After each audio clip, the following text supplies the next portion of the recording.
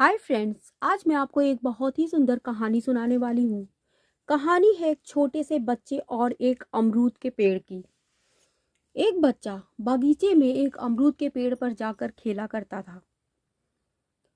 वो उसके फलों को तोड़ता और उसकी टहनियों पर लटका करता था। खूब आनंद लिया करता था। उस पेड़ को देखकर वो बहुत खुश होता था और पेड़ भी उससे बहुत खुश था।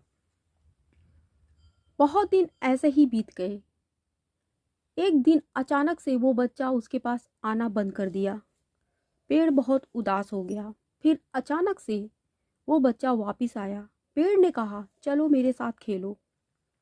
बच्चे ने कहा, मेरे पास खिलौने खरीदने के लिए पैसे नहीं हैं, मैं कैसे तुम्हारे साथ खेलूंगा।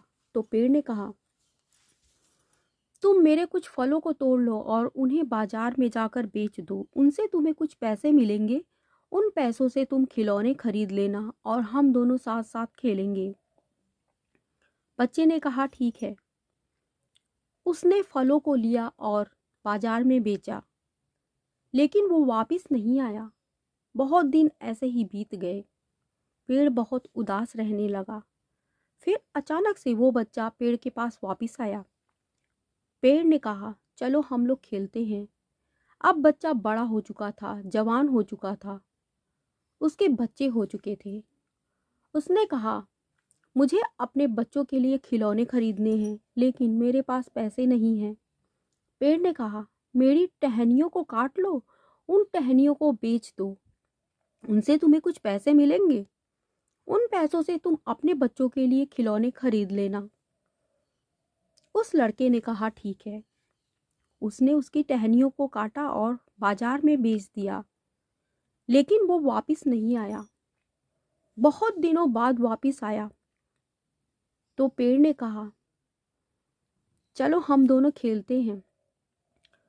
तो वो बोला, नहीं, मुझे अब खेलना पसंद नहीं है, अब मुझे अपने बच्चों के लिए घर बनाना है। पेड़ ने कहा, ठीक है, मेरे पेड़ के जो डाल हैं, सारे डाल तुम काट लो और उन्हें बाजार में बेचकर तुम अपने बच्चों के लिए घर बना लो। उसने ऐसा ही किया और फिर वापस नहीं आया। बहुत दिन ऐसे ही बीत गए। पेड़ बहुत उदास रहने लगा। बहुत सालों बाद वो वापस आया तो बूढ़ा हो चुका था। पेड़ ने कहा, अब मैं तुम्हारी कोई मदद नहीं कर सकता हूँ, क्योंकि मेरे पास तो अब जड़ें ही बाकी है। मेरी शाखाएं, मेरे फल, सब कुछ खत्म हो चुके हैं। तो उसने कहा, अब तो मैं बूढ़ा हो गया हूँ, मुझे तुम्हारे सहायता की कोई ज़रूरत नहीं है, मुझे बस रहने के लिए एक जगह चाहिए।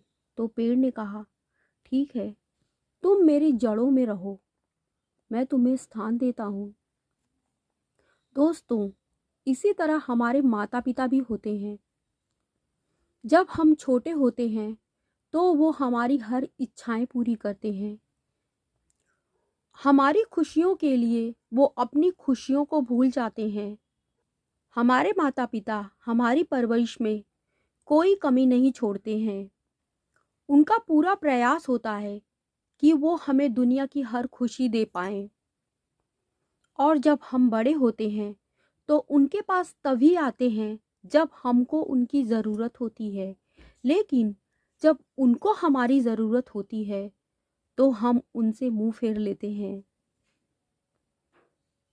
आपको कहानी कैसी लगी? कमेंट में ज़रूर बताएं।